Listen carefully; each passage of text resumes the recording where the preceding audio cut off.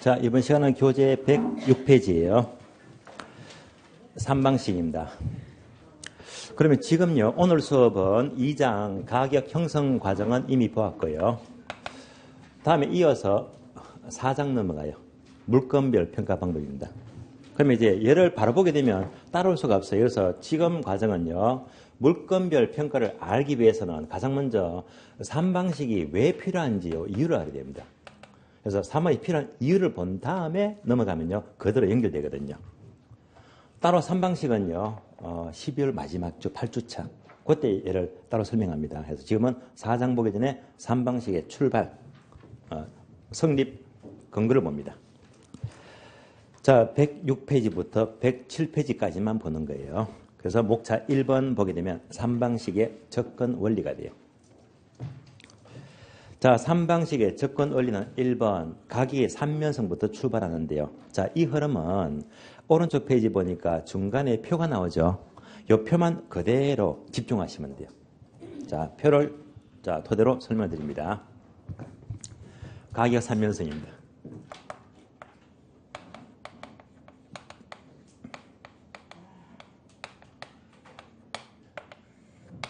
자, 크게 세 가지인데요. 시장성과 다음에 비용성과 수익성입니다.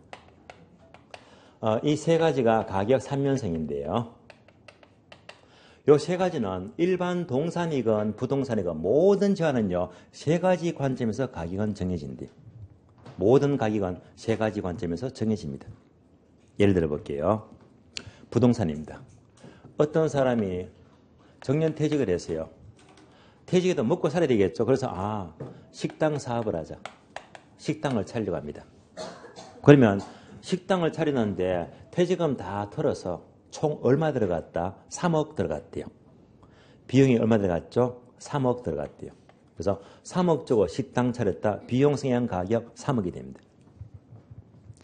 이렇게 식당을 차려서 장사를 하니까 자, 음식 맛이 너무 좋고 손님이 워낙 많다 보니까 수익은 자꾸 올라갑니다. 그래서 수익이 훨씬 높아요. 수익 가격이 얼마? 4억 될 수가 있잖아요. 이러면 이제 권리금 피가 생기겠죠. 이제 다음에 이 식당을 한 3년 하다가 팔아야지. 팔려고 합니다. 시장에서요. 팔려고 하니까 3억 벌기엔 너무 아깝잖아요. 4억은 너무 많은 것 같고요. 그래서 자, 절충해서 중간 값이다. 3억 5천에 팔아야죠. 이렇게 팔 수도 있잖아요. 그래서 대부분 가격은요, 이렇게 세 가지 관점에서 가격이 이루어집니다. 따라서 이런 관점에서 분산 가격도 세 가지를 따로 구해야 됩니다. 따라서 가격 3면성에서 감정평가 3방식이 필요합니다. 시장성에 의한 방식은 비교 방식이 되고요. 비용성에 의한 것은 원가 방식입니다. 다음에 수익성에 의한 것은 수익 방식입니다. 그러면 3방식은 왜 필요합니까? 3면성 때문에. 그러면 이럴 수가 있어요. 만약 비용이 3억인데 수익도 3억이고 시장도 3억이래요. 똑같잖아요. 자, 세 가지가 모두 똑같아. 자, 똑같은 경우를 3면 등가성 이렇게 불러요. 세 가지가 똑같아.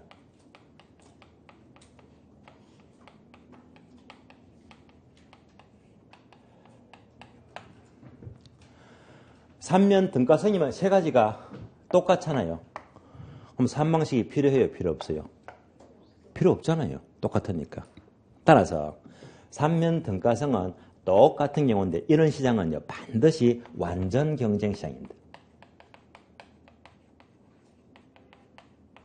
완전 경쟁 시장은 언제나 세 가지가 똑같습니다. 그래서 완전 경쟁 시장은 3방식이 필요가 없는 시장입니다. 그럼 현실의 부동산 시장은 절대 완전 시장이 아니라고 했잖아요. 현실의 부동산 시장은 완전 시장이 아니고 불완전 시장입니다. 불완전 경쟁 시장입니다. 따라서 현실의 부동산 시장은 완전 경쟁이 아니고 불안정이기 때문에 세 가지 가격이 똑같아, 다르다? 다르다. 다시 연결합니다. 자, 현실의 부동산 시장은 불안정 시장이니까 세 가지가 모두 다르기 때문에 3방식이 필요하게 됩니다. 이어서 우리가 지난 시간에 가격의 특징 중에서 부동산 가격은요, 가격으로 표시되고 임료로 표시가 돼요. 가격과 임료. 마찬가지로 가격과 임료로 표시됩니다. 그러면 모두 몇 개가 돼요? 6개. 그래서 6방법입니다.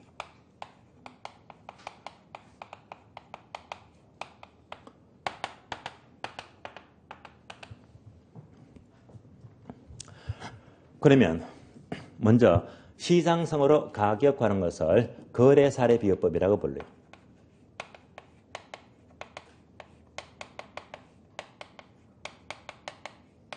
그다음에 시장성으로 임료하는 것은 뭐로? 임대사례비교법입니다. 그다음에 비용성으로 가격화하는 것은 원가법이 되고요.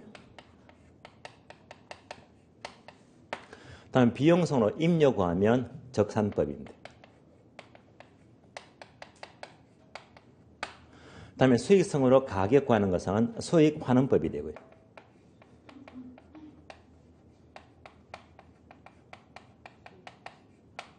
다음에 수익성으로 임료 구하면 수익분석법입니다.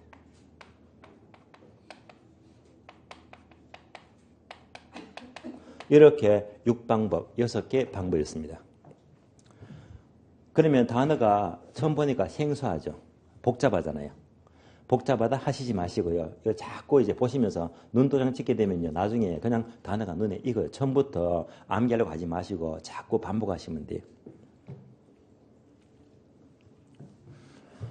그래서 이제 3방식, 결국 3방식과 6방법을 말하는데 이것을 공부하는 요령은요. 무조건 공식입니다. 그래서 이제 3방식을 공부하게 되면요. 공식만 정확히 따라하시면 돼요. 결국 공식이 있다는 것은 여기다가 숫자 넣으면 계산 문제가 되지. 자, 그래서 올해 시험은요. 여기서 비교방식 계산 문제 한 문제 나왔고요.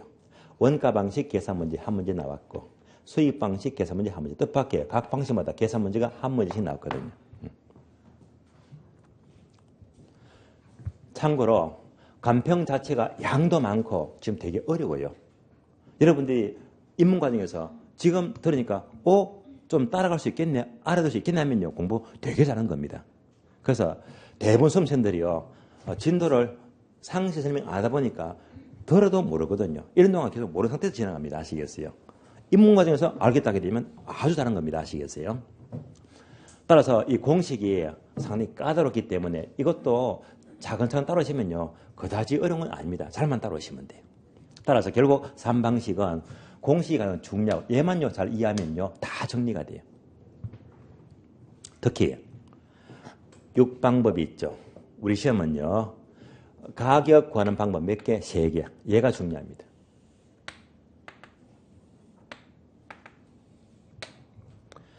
해서 거래사례비교법, 원가법, 수익환원법 이 3가지가 워낙 중요하고요. 그러면 임료 3가지 있죠. 임대사례비교법, 적산법, 수익분석법 이 3가지는요. 시험에서 거의 안 나와요. 나오는 빈도는요. 임료는요.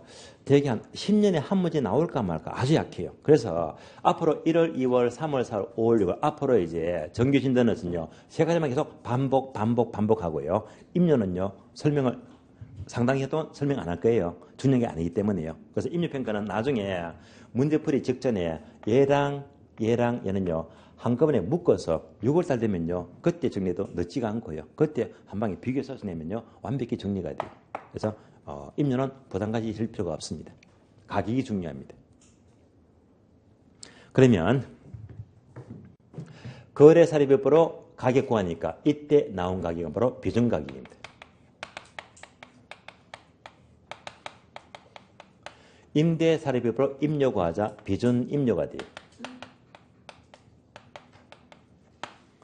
원가법으로 가격 구하면 복선 가격입니다. 다음에 적산법으로 입력하면 적산입료가 되고요. 다음에 수익환원법으로 가격 구하면 수익가격입니다.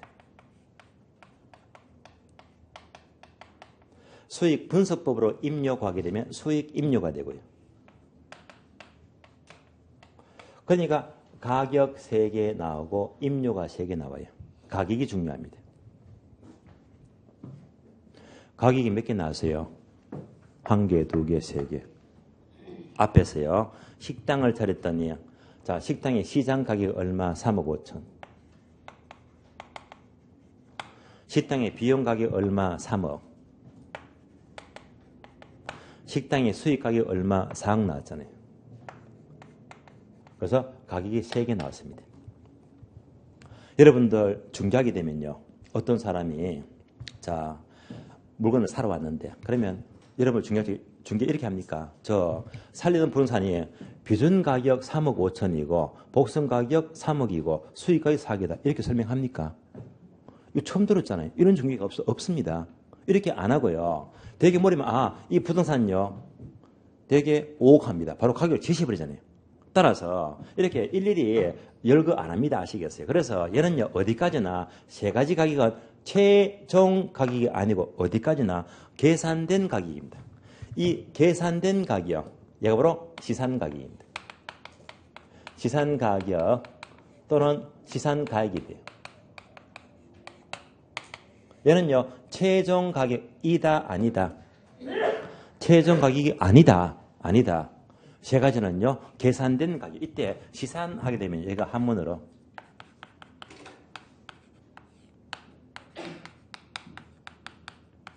바로 시산가격. 계산된 가격입니다. 계산하니까 3가지가 나왔단 말입니다. 아직 결정이 안 됐어요. 그래서 이 3가지를 충분히 비교, 검토, 조정하다. 비교, 검토, 조정해서 최종적으로 하나의 가격을 결정해야 됩니다. 이것이 바로 시산가격의 조정입니다.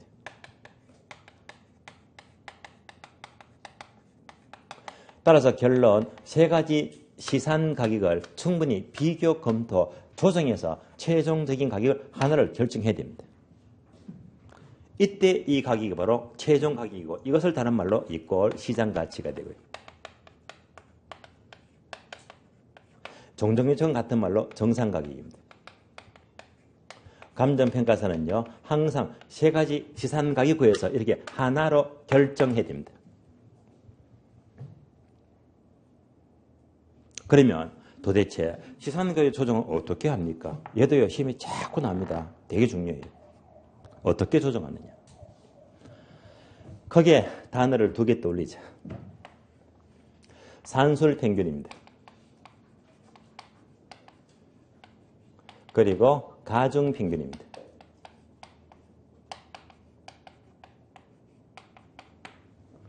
그래서 우리 시험은요. 이 단어가 너무 잘 나와요. 산술평균. 시산가격 조정은 3가지 가격을 산술평균으로 구한다 하는 순간 무조건 X 틀린 말입니다. 이 지문이 잘 나옵니다. 따라서 산술평균이 아니라 가중평균으로 구한다고 해야지 맞는 말이 됩니다. 산술평균 많이 들어보셨죠? 얘는 뭐냐? 한마디로 n분의 1. 예. n분의 1. 예를 들면 가격 3개 나왔잖아요. 3억 5천, 3억, 4억. 다 합해볼까요? 3억 5천 나왔고 다음에 3억 나왔고 다음에 4억 나왔다. 다 더해주고요. 개수가 몇 개? 1개, 2개, 3개. n분의 1로 나누자. 나누기에 3 하면 돼. 얘가 산술평균이잖아요. 이러면 중간치 얼마 나오지? 3억 5천 나온다. 이렇게 평가하면 엉터리다. 얘가 아니다 말입니다.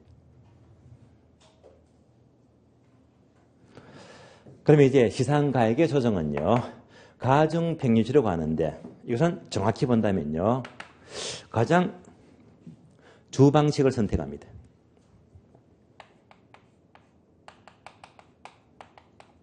주 방식을 선택하고요. 나머지 다른 방식, 나머지 다른 방식이 다른 말로 부수 방식입니다. 나머지 부수 방식, 다른 방식으로 이렇게 합리성을 검토합니다. 얘가 바로 가중평균입니다. 이러면 못 따라와요. 말이 어려워요.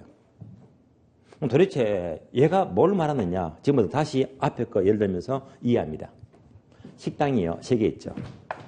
시장성 3억 5천, 비용 3억, 수익 4억이다. 상식적으로. 여러분들이 식당 하게 되면요. 식당은 세 중에서 가장 주된 성격은 시장입니까? 비용입니까? 수익입니까? 네, 수익. 얘가 바로 주된 방식입니다. 그래서 세 중에 식당은 주된 성격이 뭐지? 수익이지. 얼마입니까? 4억. 그래서 주 방식 4억을 결정합니다. 4억. 이걸 선택하고요. 나머지 다른 방식은 이제 시장 3억 5천, 비용 3억 해서 시장에서 3억 5천, 비용 3억이잖아요. 다른 방식. 얘를 이렇게 참작하고 검토하죠.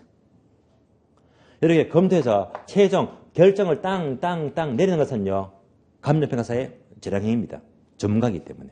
그래서 이렇게 검토하니까 내가 보기에는 3억 7천이 가장 좋겠네. 이렇게 결정 내리면 돼요. 이렇게 결정 내리고 이것을 평가 보고서 쓰면 되거든요. 그래서 이렇게 세 가지 가격을 가중평가에서 이렇게 결정내서 이 금액을 최종 가격으로 결정하면 됩니다. 3억 7천. 얘가 바로 시산 가격의 조입니다. 가장 주된 방식을 선택해서 나머지를 참작해서 검토합니다. 자, 한 번 더 반복 정리합니다. 그러면 자, 왜 3방식이 필요합니까? 하는 것은요. 자, 출발은 현실의 부동산 시장은 완전 시장, 불완전 시장. 불완전 시장이니까 세 가지 가격이 다 똑같아, 다르다. 다르니까 3방식이 필요합니다. 그래서 항상 평가사는요. 세 가지 가격을 이렇게 구했다. 얘는요. 최종 가격이 아니고 어디까지나 시산 가격입니다. 계산된 가격입니다. 이것을 하나로 결정하기 위해서는 주 방식을 선택해서 나머지 방식을 참작해서 결정해야 됩니다. 이렇게 가격을 정하게 됩니다. 자, 그래서 여러분들은요, 이제 3방식이 왜 필요한지 이 흐름을 잡았습니다. 그럼 3방식 필요성을 봤고요. 그러면 3방식에 대한 상세한 내용은요, 다다음 주, 8주차. 그때 가서 차근차근 또 설명을 드릴게요. 입문 과정에서요. 그러면 이번 과정은 이제 3방식 알았으니까 물건별 평가 방법 4장으로 넘어갑니다. 4장은 책 넘겨도 소용없어요. 안 나오거든요. 그러니까 그냥 들으시면 돼요. 일부러 뺐어요. 일부러요.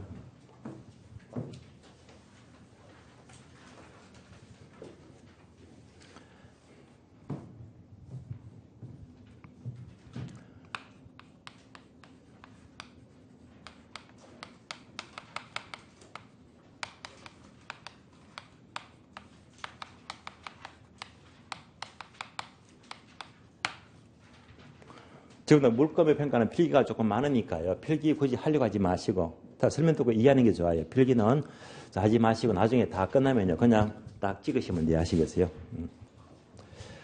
물건별 평가 방법은 어디서 나오느냐? 정확히 감정 평가하는 규칙입니다.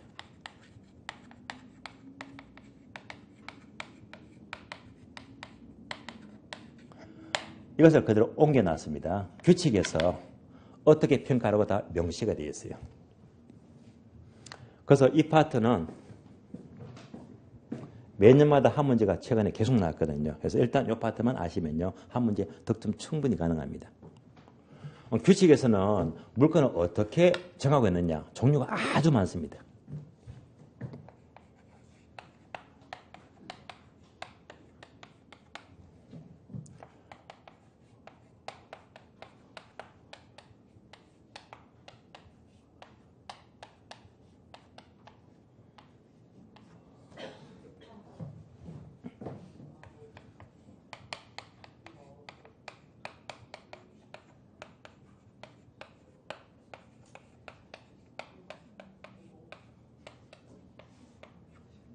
정확히 16가지입니다.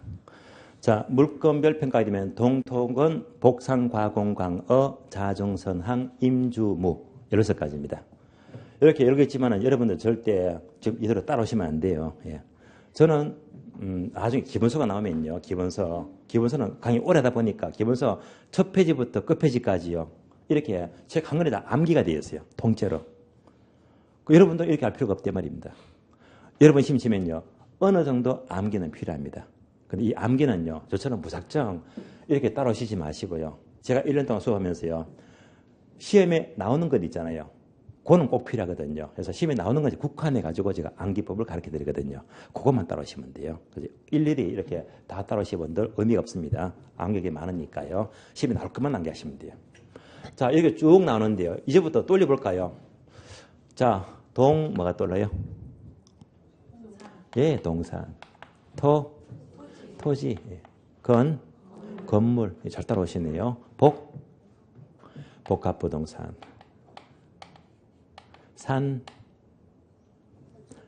산림. 과수원. 공장. 광어요. 무슨 회를 그렇게 좋아하십니까? 광산요. 어장요. 예. 다음에 자동차. 중기 해서 건설기계 있죠. 선박. 항공기. 임야. 임대료. 임야는 여기 들어가요. 주식. 무형자산요. 자, 이상 16가지입니다.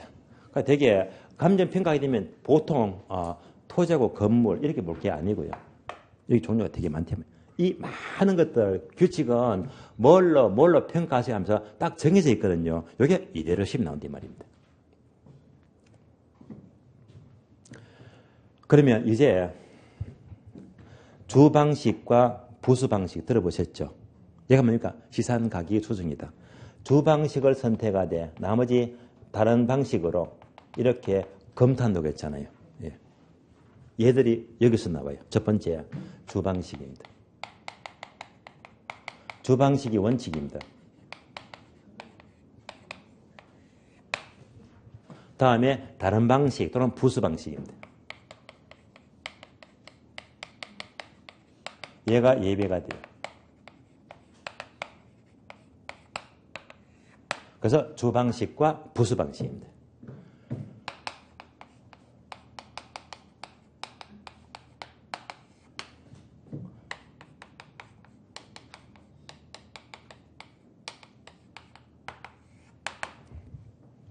그래서 우리 규칙에서 주방식 뭘로 해? 부수는 뭘로 해? 이미 딱딱 나와 있거든요. 이대로 출제가 돼요. 하나씩 보기 전에요. 다시. 앞에서 가격 삼면성은 시장 비용 수익이다. 세 가지. 시장성, 비용성과 수익성입니다.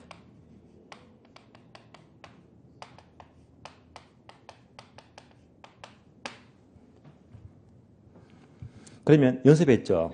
앞에서 식당 차리니까 식당은 주된 성격이 뭐라고 했다? 수익성. 그러니까 이제 주된 성격이 뭔지 아시겠죠? 지금부터 이제 주로 주방식을 떠올려봐야 됩니다. 그러면 이대로 보게 되면 너무 복잡하고 양이 많으니까요. 편하게 이제 여러분 실무하고 한번 연결해봐요. 여러분이 만약 합격해서 중개 실무하게 되면요. 주로 이제 실무하게 되면 뭘 많이 다룰까요? 이 중에서. 예, 건물 오케이. 또 토지도 중개하죠. 그죠? 많이 하잖아요. 토지. 또 복합부동산. 그러니까 토지 위에 아파트가 있죠. 토지 위에 상가 건물 있잖아요. 복합부동산. 많이 하잖아요. 맞습니다. 또 요것만 하실래요? 예, 임대료. 매매 임대료. 이거 얼마나 많습니까? 또 뭐 없습니까? 예, 공장. 공장은요. 공장 요거 제대로 하면요. 큰 돈 벌어요. 예. 만약 아파트 같으면 한 달에 2채 집 팔아야 되겠지. 매매 임대차. 원룸은요. 매일같이 바쁘게 뛰다녀야 됩니다. 그런데 공장은요. 1년에 한 건, 2건 하면 돼요.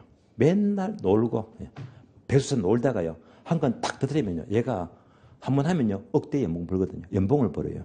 그래서 공장은 잘하면요. 큰 돈 되거든요. 자, 이제 이걸 다 끝난 겁니까? 중개하다 보면 임료도 팔아야지. 임지, 그죠? 살림도 들어가요. 그래서 여러분들이 중개하게 되면 토지, 건물 또는 이제 아파트, 상가주택 또는 임야, 공장 또는 임대료 이런 데는 늘 다루거든요. 그럼 이제 이것을 규칙에 맞춰 가지고요. 지금부터 주방식이 뭔지 부방식이 뭔지 연결합니다. 이제 중개 물건 먼저 볼게요. 여러분이 이제 토지를 다뤄 토지. 한번 잘 보세요. 만약 여러분 중개를 하는데 이 아파트요 5억 합니다. 이 상가 건물요 이거 10억 합니다. 이 땅값요 이거 3억 합니다. 이러면요 여러분들은요 돈 못 벌어요. 요즘요 이 사람들이 하도 똑똑해서요 이거 다 볼 적에 인터넷 다 검색하고 와야 아시겠어요. 이미 가격과 시세가 전부 다 나와 있어. 다 알고 있는데 얘가 토지는 3억이다 딸랑 얘는 10억이다 5억이다 해버리면 의미가 없다. 못 팔아먹어요. 그러면 뭐지? 우리 앞에서 이걸 봤잖아. 이걸요. 예를 들면 자, 이 아파트는요 또는 건물은 나왔다면요. 자, 주방식이 얼마인데 이렇게 참작해서 이렇게 가면 금액이 얼마나 나오는 겁니다 하면서 이렇게 아까 흐름 봤잖아요. 이렇게 설명을 해주게 되면요. 느낌이 다르단 말입니다. 그래서 이 가격이 왜 3억인지 왜 10억인지 그래서 이런 걸 다 시장과 비용과 수익을 다 연결해서요. 그 원리까지 연결해 주게 되면 전문가 냄새가 나잖아요.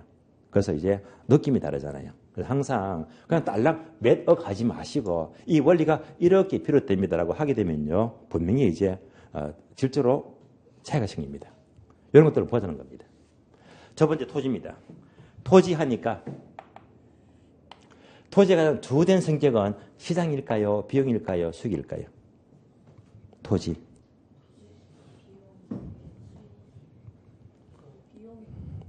참고로 땅은 만들 수가 있어요? 없어요? 절대 못 만들어요. 그러면 아무리 비용 투입에 땅은 못 만듭니다. 아시겠어요? 이건 절대 아니고.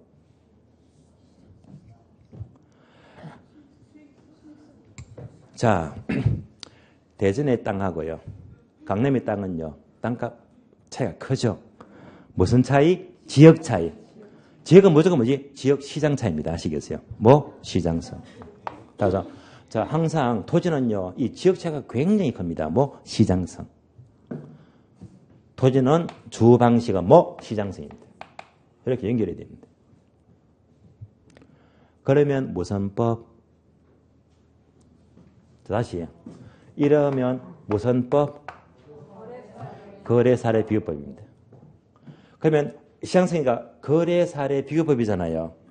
그럼에도 불구하고 우리 규칙은요. 규칙은 모든 토지는 무조건 공시지가로 평가해요.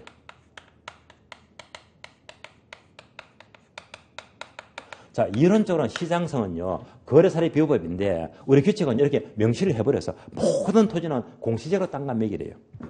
이렇게 무조건 따라가야 됩니다. 이 공시지가도요.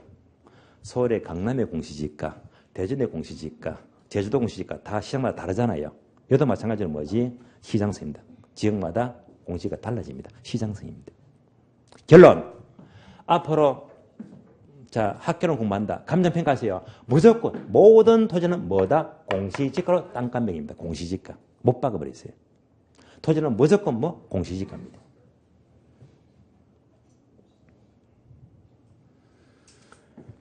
다음에 건물입니다. 건물 평가는요. 주된 성격은 시장입니까? 비용입니까? 수익입니까? 예, 수익하시면 안 돼요. 힌트. 건물은 어떻게 짓죠? 건축비 들어가지. 건축비. 그럼 뭐가 된다? 건축비 들어가냐? 뭐 비용성입니다. 그래서 건물은 뭐 건축비가 들어가요. 비용성 따지죠. 그러면 무선법 바로 원가법이죠. 건물은 비용성이다. 원가 방식, 원가법입니다. 원가법으로 평가합니다. 다음에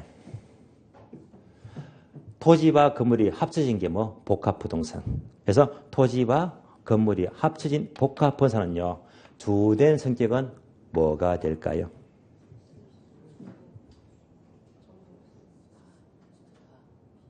두 방식 하나만 선택합니다. 예, 수익성. 수익성 되게 좋아하시네요. 아닙니다. 힌트. 자, 길동에 우리 건물 10층 넘죠, 그죠? 예. 요 건물이 있다 쳐요. 그러면 길동하고 또 대전에 똑같은 건물이 있대. 뭐가 달라? 시장이 달라요. 시장이. 예. 따라서 항상 토지와 건물이 결합된 빌딩이 있다. 또는 아파트가 있다. 예. 대전에 얘는요, 얼마지? 2억 하지 아파트가요. 강남은 얼마지? 10억 하지. 무슨 차이? 시장 차이. 엄청 큽니다. 뭐? 시장성입니다.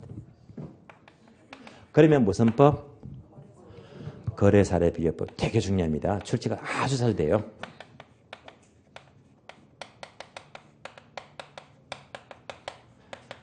그래서 복합분할사례 평가는 방금처럼 수익환원법 하면 틀린 말이고요. 복합분할사례 평가는 원가법 잘 합니다. 틀린 말입니다. 뭘로 평가한다? 거래사례 비교법입니다.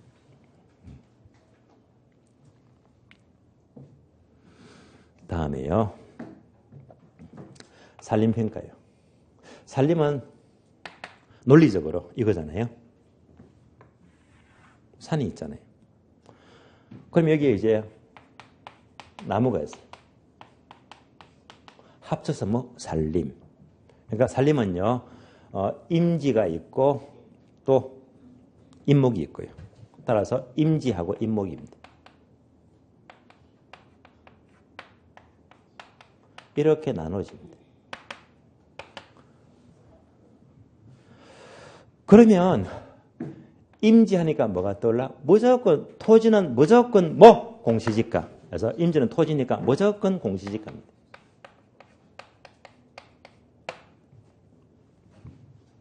다음에 임목.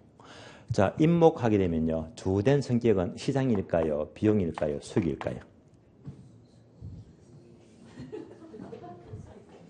여러분이 그냥 판단하기로는 참 수익을 좋아하신다 아닙니다. 예. 자, 다시 보세요. 임목하게 되면 임목 맞잖아요. 그러니까 얘는 이제 꼭 임목을 과일은 아니죠. 과일과 관계없이 화릅수도 있고 침수도 있고 나무 많잖아요. 그래서 이런 나무는 딱 잘랐어요. 원목으로 만들어야지. 이걸 트럭에 실어가지고 싣고 오잖아요. 그래서 모든 원목은요, 지름에 따라서, 수정에 따라서 원목 시세가 다 나와 있거든요. 이걸 가구 만들고 집을 지을 거니까. 그러니까 시장에 시세가 다 나와요. 뭘 따진다? 시장성입니다. 그러면 무슨 법? 거래사례 비교법입니다.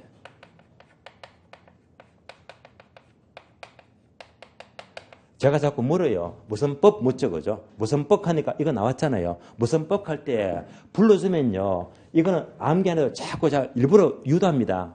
그래서 무슨 법 하게 되면 원가법, 거래법 묻잖아요. 이러면 입에 익어져 버려. 암기가 필요. 저절로 이제 얘들이 입에 나오거든요. 자꾸 반복하시면 돼요. 다시. 임목은 시장성인데 거래사례 비교법인데 임목은 어디까지? 보수방식 예배까지 알자. 왜? 요까지 출제가 되고 있으니까요.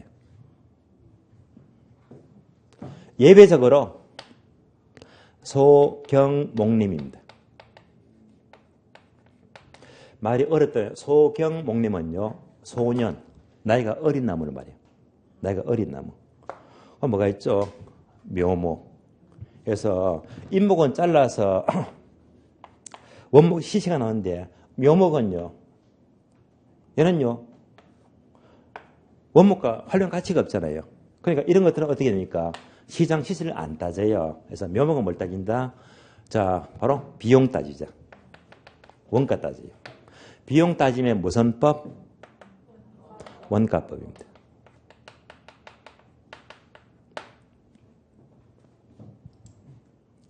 최근에 얘가 틀린 답 나왔어요. 이게 한 개 지문인데 아시겠어요? 어떻게 해요? 자, 산림에서 임목평가는 거래사례비법으로 평가하고 소경목림은 원가법으로 평가한다 하면 O 맞잖아요. 맞는 지문인데 임목평가는 원가법으로 평가하고 소경목림은 거래사례비법으로 평가한다. 바뀌었지. 틀린 말이잖아요. 이게 틀린 답 나왔다 이 말입니다.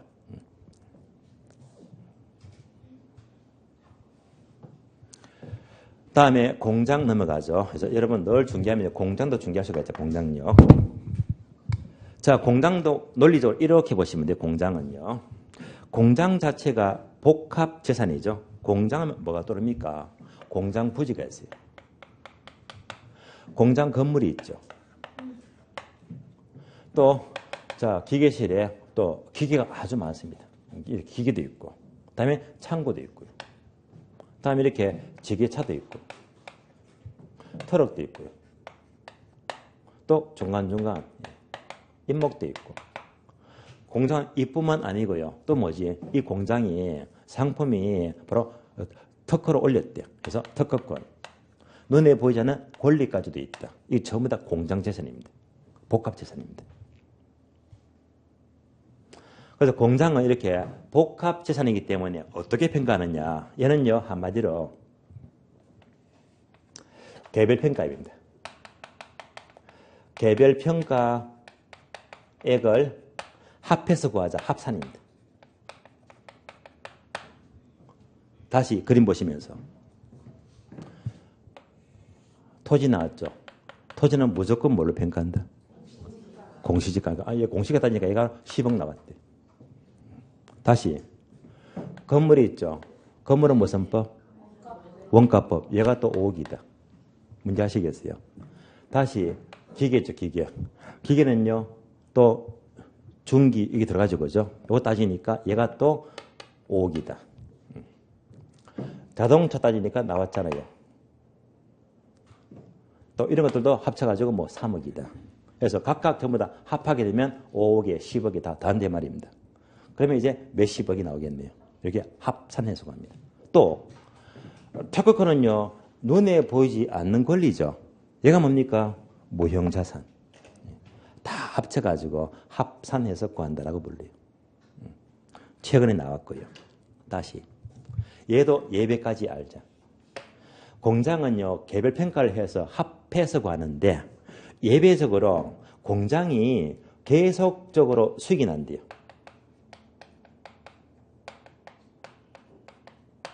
계속적 수익이 산출된다면 답이 나왔죠? 수익성이죠. 무슨 법? 수익하는 법입니다. 여기까지도 지문은 나온 적이 있고요. 다음에. 자, 중개를 늘 하면 마지막으로 이제 임료, 임대료 남았네요. 그러면 임대를 하게 되면 여러분들이 이제 매매 임대만 해야죠. 임대하게 되면요. 이때 임대료는요. 주 성격은 시장일까요? 비용일까요? 수익일까요? 예. 끝까지 수익을 보지 마셔. 끝까지 아니에요. 아시겠어요? 아니다. 자, 임대하게 되면요. 다시. 대전에 5천 건물에 임대하고요. 강남에 5천 건물 임대는요. 차이가 엄청 크잖아요. 뭐지? 지역 차이. 뭐? 지역 시장 차이입니다. 예. 따라서 지역 차이예요. 시장성입니다. 그러면 주 방식은 무슨 법? 임대료 무슨 법?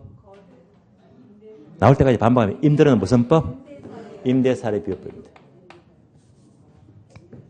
최근에 자꾸 나와요.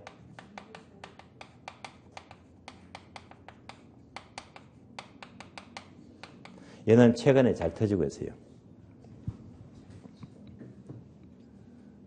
자, 지금까지 받는 것이, 중개하게 되면요. 여러분들 토지 중개한다, 건물이다, 다음에 아파트, 상가주택이다, 임야다, 공장이다, 또 이제 임대료 평가다. 이것들은 늘 중개를 다루고 있습니다. 그래서 이제 이때 얘가 가격이 10억 나왔대, 건물이 5억 나왔대, 공장이 30억 나왔대 하게 되면요. 그냥 가격이 딸랑하면 안 된단 말입니다. 이제 원래가 다 여기서 비롯된다 해서 이렇게 가지고 기본적으로 흐름만 아시면요. 그만큼 이제 전문가적인 흐름과 연결되고 있잖아요. 그래서 이 원리를 알아야 된다. 왜 얼마인지. 자, 이제 나머지 있죠.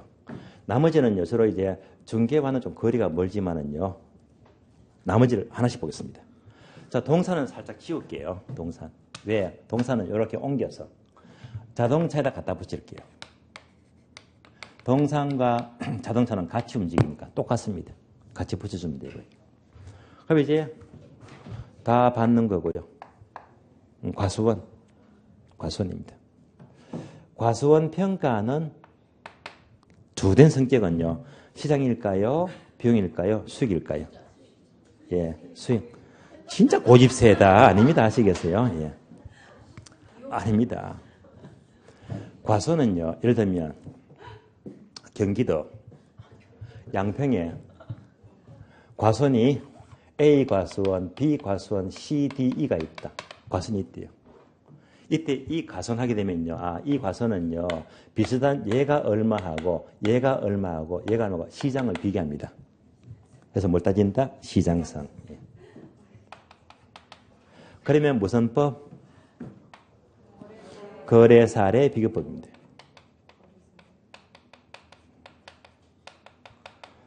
그래서 감정평가 규칙에서 과손평가는 수익하는 하는 순간 망한대 말입니다. 뭐? 시장성 거래사례 비교법입니다. 다음에 광상과 어장은요 똑같아요. 얘는요 주된 성격은 시장일까요? 비용일까요? 수익일까요? 희한하게 피해 나가는데 얘가 수익성입니다. 수익성. 예. 광상은 광물 캐잖아요. 얘는 고기를 잡잖아요. 얘가 뭐지? 수익성이지. 오늘 기가 막혀지거든요. 자, 그러면 무슨 법? 수익환원법입니다.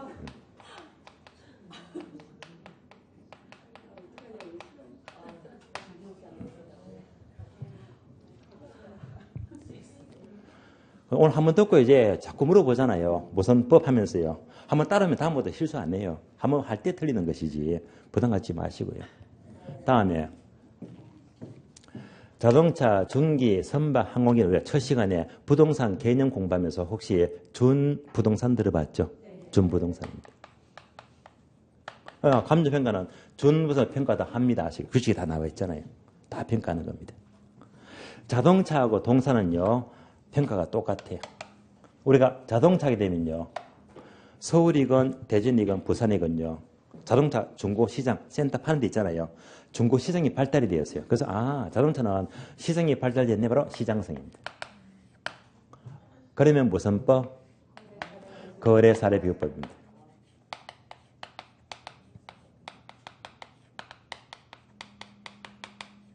동산도요. 재래시장 가면 살 수 있잖아요. 모두가 시장입니다. 예배까지는 꼭 가야 됩니다. 만약 자동차를요. 한 20년 탔더니 연식이 다 돼버렸어요. 그러면 이제 폐차 직전이죠. 얘가 다른 말로 효용가치가 다 됐대요. 효용가치가 없는 것은 연식이 다 됐다는 말입니다. 그럼 어떡하죠? 이때는요. 해체 처분 가격입니다.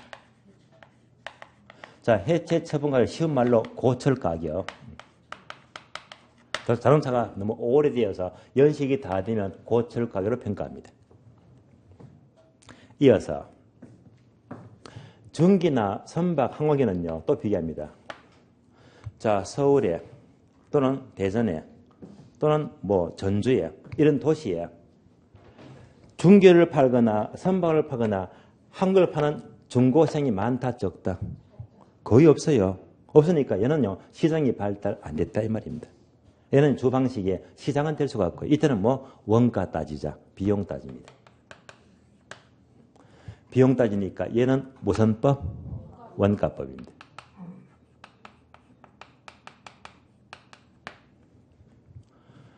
얘들도요. 자, 오래 사용하다가 연식이 다 되면요. 효용가치가 없는 것은 고철 가격, 해체 처분 가격 똑같습니다. 똑같아요. 다음에 주식평가는요. 설명은 드리겠는데요. 설명 드려본 분들 쉬운 것도 아니고 또 이번은요. 출제가 한 번도 안 됐거든요. 가능하면 출제가 안 된 것들은 무시를 하는 편입니다. 그래서 패스합니다. 무형자산입니다. 형태가 없는 자산입니다. 주로 뭐 권리. 우리 시험은 여기다가 뭐가 잘 나오지? 영업권. 일종의 권리금이죠. 권리. 따라서 특허권, 상표권 또는 영업권, 이 권리는요. 자, 특허권, 영업권은요. 엄청난 수익을 창출하죠. 그래서 얘는 바로 수익성입니다. 그러면 무슨 법? 수익환원법입니다.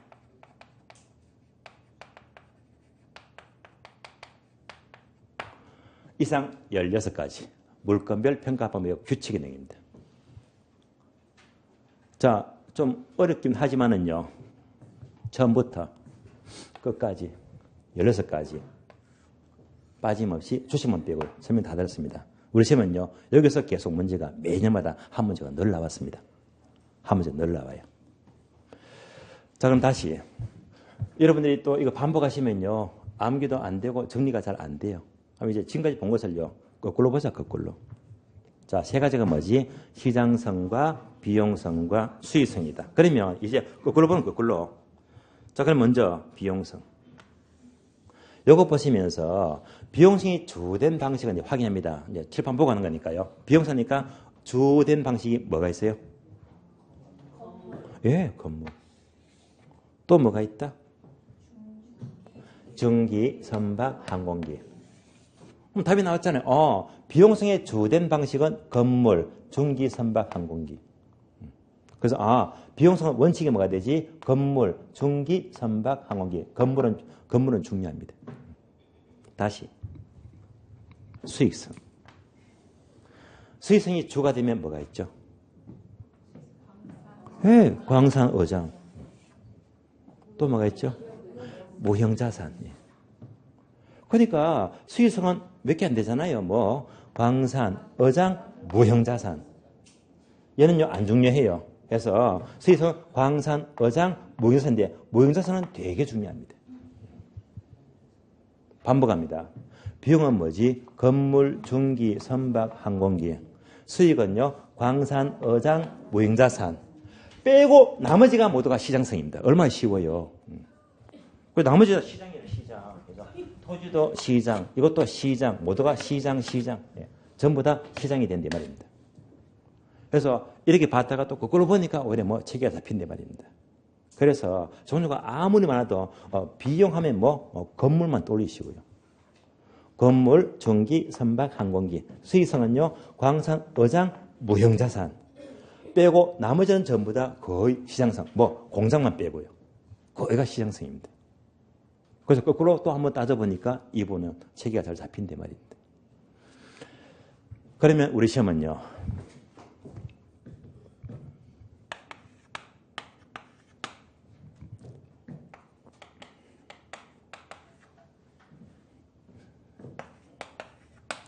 원래 시험은요. 역시 한 문제 나왔고 토지 자 다음 중에서 감정평가에 물건을 평가하면서 원칙적 방법에 대해서 연결이 틀린 것 해서 토지 다시 공시지가시 맞는 말입니다.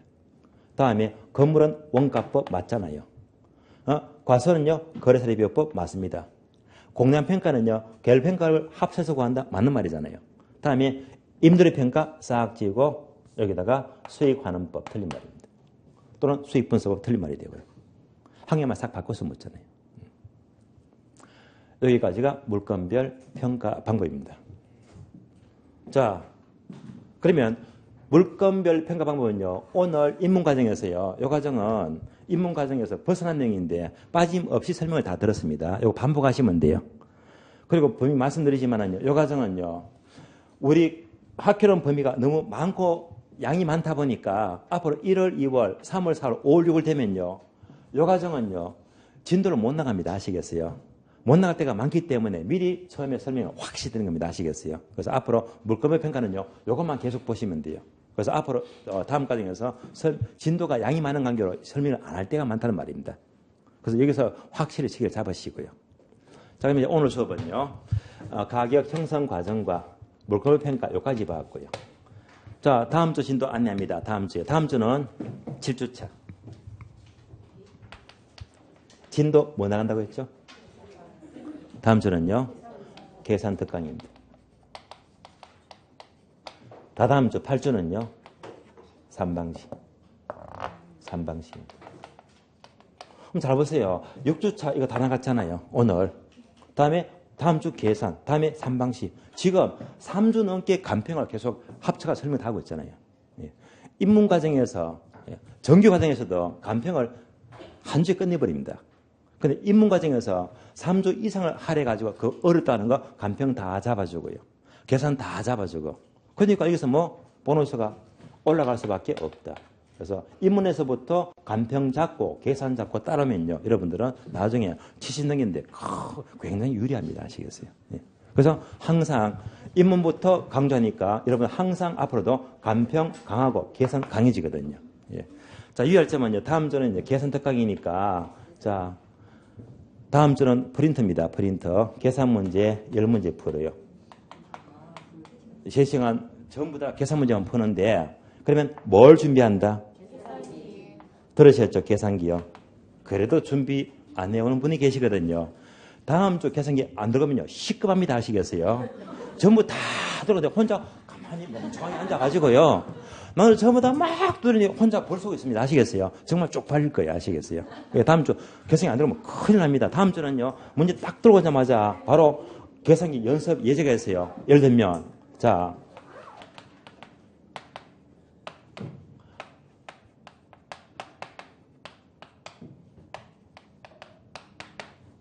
예를 들면 이렇게 계산해보고 뚜리면 돼. 450만 원 더하기 975만 원 곱하기 350 나누기 50이다. 뚜리면 돼. 뚜리면이거든요. 이런 식으로 이제 바로 이제 몸 풀어야 하시겠어요. 손 풀어야 되는데 계산기 안 들고 왔다. 예, 망합니다. 아시겠어요? 그래서 다음 주는 무조건 계산기 들고 와야 됩니다. 꼭 들고 오시고 다음 주에 뵙도록 하겠습니다. 자, 수고하셨습니다.